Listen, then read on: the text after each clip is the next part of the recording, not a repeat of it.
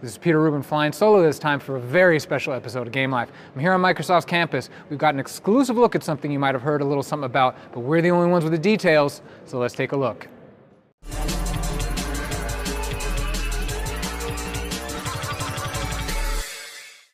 Why do I look like a Clayman right now? Here to answer that question, please introduce yourself, sir. Yeah, I'm Scott Evans. I'm the Group Program Manager for Kinect at Microsoft. Excellent. So Scott, this is what? This is just the 3D depth map of the new Kinect sensor, correct? Yeah, you're seeing what the sensor itself sees. You're seeing yourself represented here in 3 dimensions. The 3D vision itself, which is what made Kinect famous, we've made high definition and high fidelity. If you step a little closer even, you can see the buttons in your shirt. You can see the buttons, you can see. And this is little minute changes in depth that we can see with the sensor. Now Kinect is more than just a 3D vision camera. It also has a 2D vision camera. And you can see that we've got a 1080p high definition color feed across that whole field of view. But one of the challenges with a color feed is it's very susceptible to changes in room lighting. So we've introduced a new technology we call active IR. Yeah, and the magic here is really in how it filters out room lighting. And a good way to show that is we can lower the lights in this room, we can close the blinds, and you'll see that that color image becomes unusable, but this active IR image is completely unchanged. I can't see any differences from when it was light in the room and when it was totally dark in the room. And another fun way to show this technology at work, we'll use this little flashlight here, and you can simulate a lamp, for example, on the side. And we'll go back to color, and you can imagine if a lamp was sitting next to you on the end table, completely washing out only half of your face.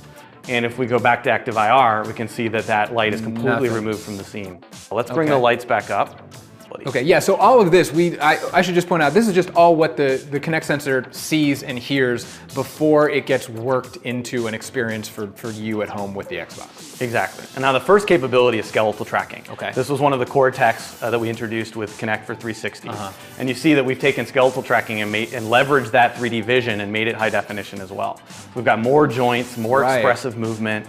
You can see the lean in your spine. You can shrug your shoulders. All of that movement is being represented here in your skeleton. We even have enough fidelity to show your hand joints, the tips of your fingers, your thumbs. So we can see pinches. Gun? It knows if I'm pointing a gun at the screen. Yep. What if I want to go menace to society and go from the side? Got it. Full gangster style. Okay. Now, on top of skeletal tracking, we have enough fidelity to even look at how your joints are rotating. So I'm going to turn on rotation. And this is a representation we call Boxman. No more cheating in Dance Central. It is going to know exactly what you're doing. Or even your head, if you rotate your head and make little circles there, we can see that represented as well. So we can see exactly where you're looking in the room. My yoga game is going to be on point. We can combine a physics model and start to understand muscles and forces that are exerted through the body. We're going to turn that on here. We've got a representation here of you. And what you're seeing is as the skeleton's moving from green to red, it's showing where the force is being applied. Okay. So you're shifting your weight and you're seeing the weight shift on one foot. If you jump up in the air while you're midair, you'll be all green because there's no force. And as you land, you see your feet turn red. And we can even see force applied through movement. So if you throw some punches here at the sensor, we see these white circles. If you put your back into it, however, we can see a much bigger circle. Yeah, but how about a fireball? Hadouken! It's on now. Street Fighter, we're coming. On top of muscle and force, from a fitness perspective, we can also start to estimate your heart rate. So we're going to bring that up. We use the sensor feed. Okay. We can look for patches of your skin and look at micro fluctuations in the blood underneath your skin and estimate your heart rate from that. And then finally, we start to look at the people in the room and estimate moods and how they're feeling and how they're engaging with the system through what we call our expressions platform. We'll bring that up.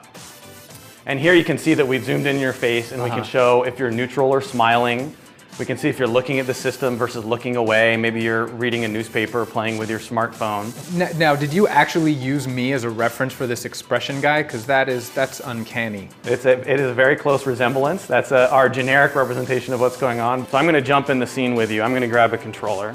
Okay. Now we've got 2 people. So now you're controller 1, I'm controller 1, you're controller 2. We can change controllers. But then it'll... And you can see that it knows now that we've swapped controllers. And it signed you in. It signed me in automatically because I've used this Xbox before. You didn't have to do the whole thing where you wave and then it sees you and you have to sign in and do the thing. It just recognized me and signed me in. We can even switch positions here. And you can see that not only did the controllers follow us, but we swapped spaces on the screen. So you can imagine a multiplayer game now It doesn't matter where I'm sitting in the couch, I can jump in without any user interface, without any sign-in, and the screen can split relative to where I'm sitting in the room. We've got orientation, we've got muscle and force, we've got heart rate, we've got expression and engagement, we've got the dark, but what if we tie this all together and do 5 people in the dark?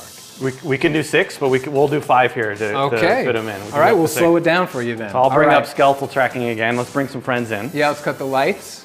All right, totally dark? Totally dark. All right, guys, come on in. I'll switch over to active IR so we can see in the dark here. Good, bring in more some people friends in here. See now, look at that. Let's jump. 1, 2, 3. All right, Simon says touch your head. Crane technique. Oh, you have to do the Harlem Shake. No, I'm just playing. All right, got it, wired.